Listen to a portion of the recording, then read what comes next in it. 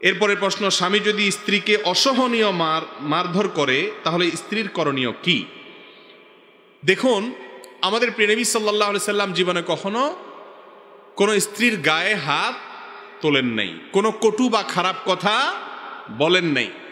আজকাল অনেক পুরুষরা আছেন যারা স্ত্রীদের সাথে দুর্ব্যবহার করেন, ব্যবহার খারাপ করেন, মা বাপ তুলে গালিগালাজ করেন, অনেক অমানুষ আছেন মারধর পর্যন্ত করেন।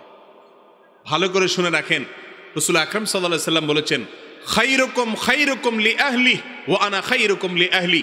তিনি বলেছেন, তোমাদের মধ্যে ওই লোকটা সবচেয়ে ভদ্রলোক, সবচেয়ে ভালো মানুষ যে তার বউয়ের কাছে ভালো।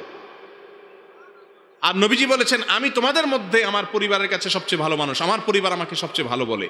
আপনি যদি আপনার স্ত্রীর কাছে খারাপ হন, আপনার স্ত্রী যদি আপনাকে অমানুষ মনে করে, তো পৃথিবীর সব মানুষ আপনাকে ভালো বললেও আল্লাহ ভালো বলে স্বীকার করবেন। এই জন্য স্ত্রীদের কাছ থেকে সার্টিফিকেট নেওয়ার চেষ্টা করবেন। সার্টিফিকেট নিতে হলে মারধর করলে চলবে? খুব জঘন্য কথা।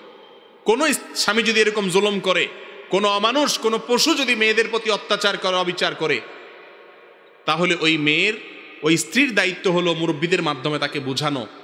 কোনোভাবে যদি তাকে থামানো না যায়, তাহলে মুরব্বীদের সাথে পরামর্শ করে, আলেম ওলামাদের সাথে পরামর্শ করে কিভাবে তার জুলুম থেকে বাঁচা যায় তিনি সিদ্ধান্ত নেবেন। হুটহাট করে কোনো সিদ্ধান্ত নেবেন না।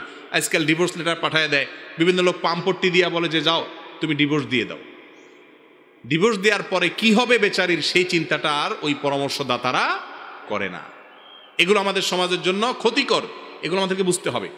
তবে পুরুষ যারা এরকম করেন তারা আল্লাহর কাছে আসামি হবেন, গুনাহ হবে। এর জন্য ভয় থাকতে হবে, স্ত্রীদের প্রতি দুর্ব্যবহার করা যেন না হয়।